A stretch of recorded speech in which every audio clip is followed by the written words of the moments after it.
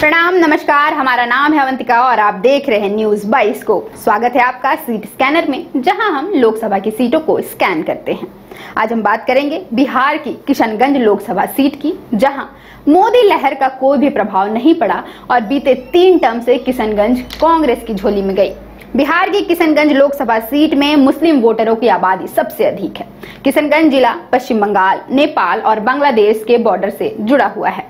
किशनगंज लोकसभा सीमांचल के अंतर्गत आता है। यहाँ करीब 68% मुस्लिम मतदाता हैं। इस सीट का इतिहास दिलचस्प रहा है। किशनगंज सीट से भाजपा आज तक सिर्फ एक बार ही जीत हासिल कर पाई है। 16 बार हुए चुनाव में 15 बार यहाँ से मुस्लिम कैंडिडेट ही जीते हैं। केवल एक हिंदू प्रत्याशी अब तक सांसद बने हैं। इस बार किशनगंज में त्रिकोणीय मुकाबला होने की संभावना जताई जा रही है। किशनगंज में जदयू, कांग्रेस और AIMIM के बीच टक्कर होगी। तीनों पार्टियों ने अपने अपने प्रत्याशियों की घोषणा कर दी है।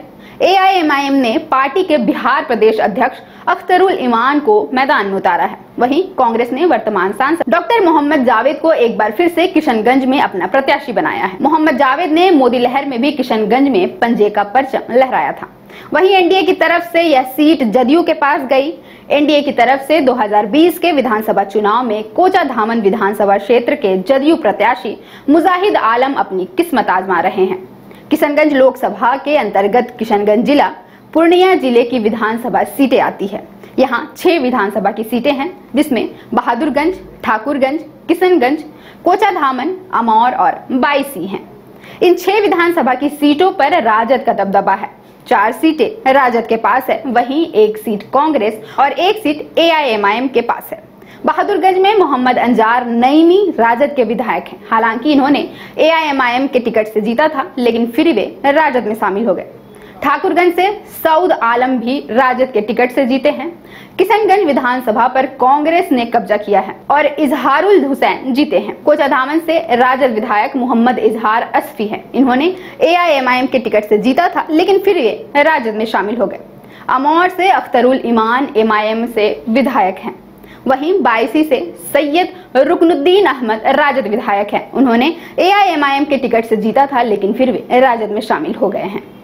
इस सीट से मोदी कैबिनेट में विदेश राज्य मंत्री रहे MJ अकबर भी सांसद बने थे। भाजपा ने यहां एक बार 1999 में जीत दर्ज की है और शहनवाज हुसैन सांसद बने थे।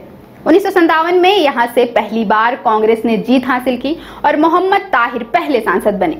कांग्रेस ने दूसरी बार भी अपनी जीत बरकरार रखी और 1962 में मोहम्मद ताहिर ही सांसद बने। 1967 में पहली बार यह सीट किसी गैर मुस्लिम ने जीती। तब किशनगंज लखनलाल कपूर प्रजा सोशलिस्ट पार्टी से जीते थे। वहीं 1971 में जमी उल रहमान ने कांग्रेस की वापसी कराई।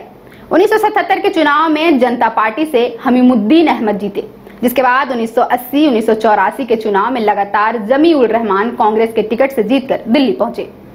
1989 में कांग्रेस ने एक बार फिर अपना परचम लहराया और MJ अकबर सांसद बने, लेकिन MJ अकबर ने 2014 में भाजपा का दामन थाम लिया था। 1991 के चुनाव में किशनगंज में सैयद शहाबुद्दीन जनता दल के टिकट पर जीते। 1996 के लोकसभा चुनाव में तस्लीमुद्दीन जनता दल के टिकट से जीते। 1998 में तस्लीमुद्दीन ने अपनी जीत दोहराई, लेकिन वो इस बार राजद से सांसद बने। 1999 के चुनाव में भाजपा ने किशनगंज में अपनी पहली जीत दर्ज की।